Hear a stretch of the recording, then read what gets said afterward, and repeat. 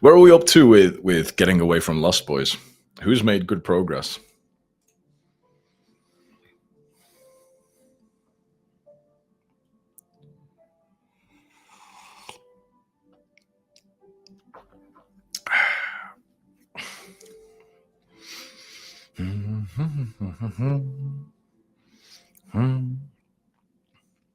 Me, kind of. I'm back in a rut again. Physically a bit mental. Made some progress on lust. Let's go, bro. Just broke up with my girlfriend, trying to stay low key for a bit, working on business. It's been 13 days and I've not jacked off or even considered it. Nice, man. That's awesome. Didn't fail. No, not November. Making good progress. The more red pill content I watch, the more I get pulled towards lust. I just try and take your advice and try to redirect my focus onto something positive. Lust is a major mental battle. The Bible says you can't fight lust, you have to run from it. What do you think about that from experience? Yeah, I agree with that. Similar to what I said on yesterday's stream.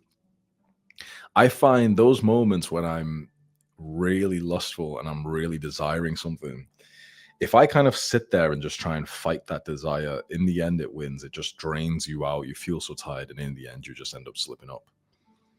It's only when I kind of like change what I'm doing and I go and do something else. Like the advice I gave you guys yesterday was like, whenever you notice yourself feeling really lustful or horny, just go and get changed and leave your house for whatever reason. Like go to the gym for the second time in the day, for example. Just that instantly, like even if you've got a big fucking boner beforehand, by the time you leave the house, it's okay, you're back to soft and it's just that's it, it's just gone basically. But it's when you like stay just sat in your room, that's when it's within an hour or two you're gonna be like jacking off or texting a girl or something. So I agree with this actually.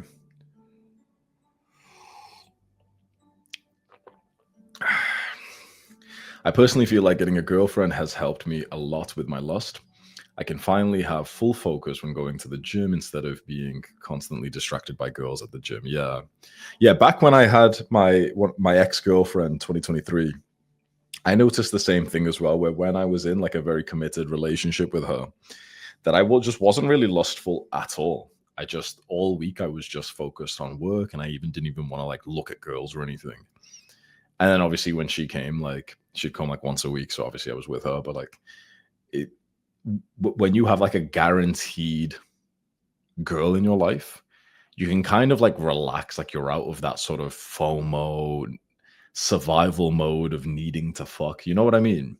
Like a lot of us are operating from like this kind of dysregulated nervous system, which puts you into a survival mode, which convinces you that you need to have sex because you might die soon. So you've got to go and like spread your seed. Like that, I think that's a big reason why quite a lot of guys are quite lustful, is because you're literally in like survival mode. When you take yourself out of survival mode, for example, when you fully genuinely believe you have like a girl fully locked down, she's yours, then you kind of like can start relaxing, thinking, no, I've already got my girl. And then you get less of this like agitated, gotta fuck kind of desire.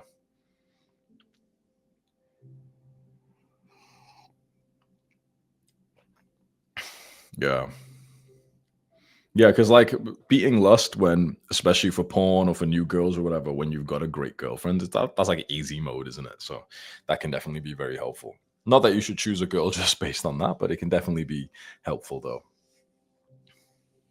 But it's very hard though, man. If you don't have a girlfriend, if you're not having sex, and especially if you're a young guy as well, if you're going through puberty, it's very fucking hard, man. So hard.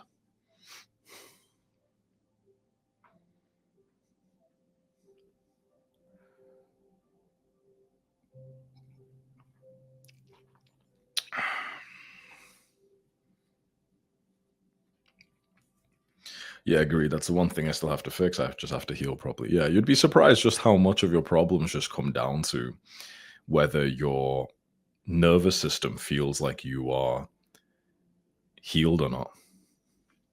It's honestly a lot of the things that we struggle with in self-improvement is just based on you being in survival mode and just choosing the short-term option. It's like the first marshmallow. When you are in like a survival mode, you've been traumatized when you were younger, you're in survival mode, you just choose the first marshmallow rather than waiting for the second one. You choose to fuck some dirty girl right now rather than waiting. You choose to just ejaculate right now because you're in this like, oh, I need to do it fast, I need to do it fast.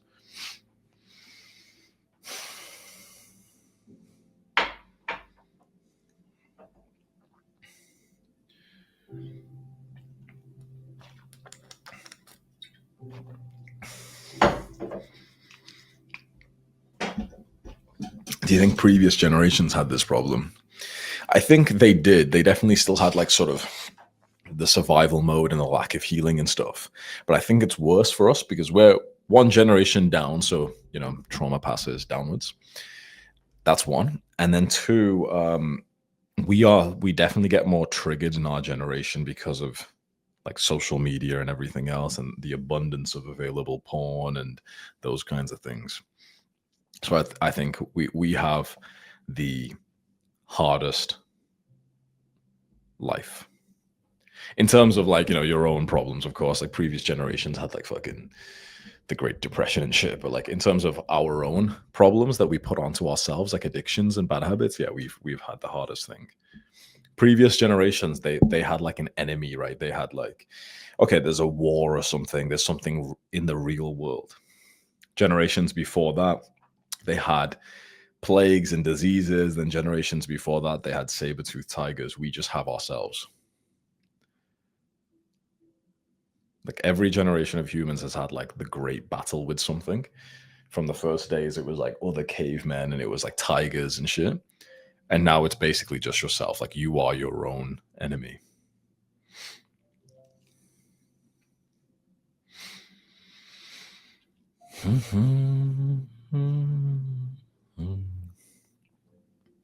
The enemy was external in the older generations. This generation isn't external, it's more internal. Yeah, exactly. Yeah.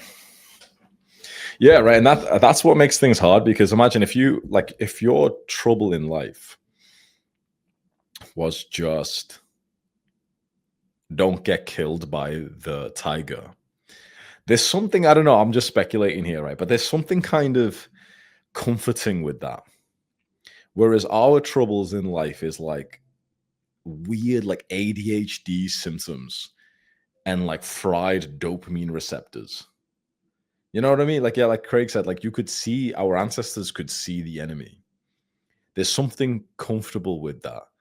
Our enemy now is like all of us have plastics inside of our testicles. So before,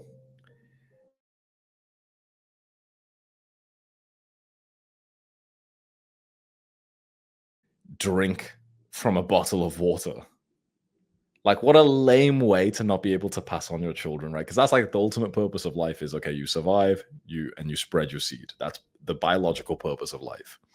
And for generations before us, it was like, okay, well, what's going to stop them is like competition with other cavemen and also some tigers and whatever. But with us, it's like we don't have that shit. Honestly, our competition is like other guys who are jacking off to AI girlfriends. The real danger is like, oh yeah, you might fucking kill yourself before you get the chance, or you might like you might I don't know, get like fucking ADHD testicle syndrome or some shit. Now you can't even like get a girl pregnant anymore. Like how fucked up is that?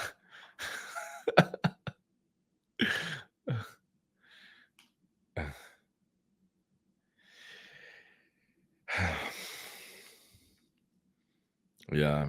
Well, put it this way though, because this is such an interesting topic, right? Like comparing how things used to be for like how we perceive, for our ancestors to how things are now, where the enemies used to be the tigers and the cavemen, and now the enemies are like your own ADHD symptoms and microplastics. The brave warriors of our ancestors, the type of men that we would have wanted to be, you just need to become the equivalent of that now. And does anyone know what the equivalent of that now would be? Like, imagine the old days, right? It was like the sort of warrior, the hero who was the best, who was the safest and had the most chance of like reproducing and having the good life. Does anyone know what the equivalent of that is now? It's so interesting because like what's the archetype? What's the type of person? So back in the old days, it would have been like the sort of the warrior, the knight, the king, you know, the people who were able to stay away from like misery and wars and deaths. It would have been the men who were extremely physically strong. Back in the caveman days, it just would have been the guy who's just the biggest and the most brute force. Now, the equivalent of that for the type of guy who basically is going to be most successful in the modern day is going to be kind of like an intellectual Chad, like the type of person who watches like Andrew Huberman podcasts and knows about microplastics and that your phone fries your fucking testicles when you put it in your pocket, and you are maximizing your SMV, your sex appeal, with going to the gym and building an aesthetic body, optimizing your testosterone levels, and then you're also like you're I don't know, growing a following online. The type of shit that I've really done, I think, is like, this is the meta. Before, the meta would have been like being a knight or some shit. Now the meta is like being a podcaster who's also handsome, who's also well educated, and you are almost like a biohacker optimizing your health. I think that's like the meta for this new world that we live in. Anyone disagree with that?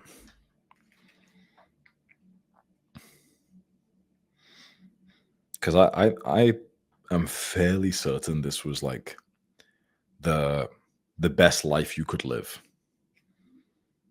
It's the equivalent of like, you know, if you fantasize about the old days, whatever, and you think, oh, if I could go teleport back in time, I would have been like a knight and I would have been strong or whatever. This is like the equivalent of it.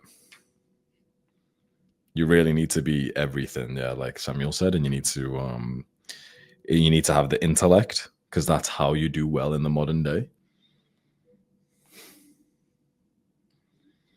You need to use leverage like social media and post your lessons there. Like, even to find a good woman as well, it's like these days the meta of finding a good woman is literally you post content where you show your personality, you show that you're like husband material, and she'll basically watch it and end up like liking you already from watching 10 hours of your content, and then she'll end up messaging you one day. It's no longer the, you know, the princess in the enemy tribe, or the princess in the castle, or whatever, or the queen that you have to marry. This is the meta now.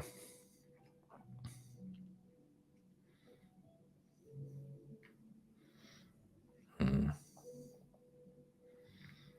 Yeah, that's it. Like, that's a good summary. It's Summit said. In the old days, it was mostly about physicality. Now you need intellect as well. Yeah. Like, physicality is still important, but it is genuinely, bro, it's like 10 times less important. Now, especially in terms of like actual fitness, what's the, like, if there was a pyramid, the most important thing is intellect in the modern day. Then it's appearance. Then it's actual like strength and whatever. Like, back in the old days, it was strength first for men, then intellect, and then physical, and then appearance. Now intellect is the most important, so it's been almost flipped.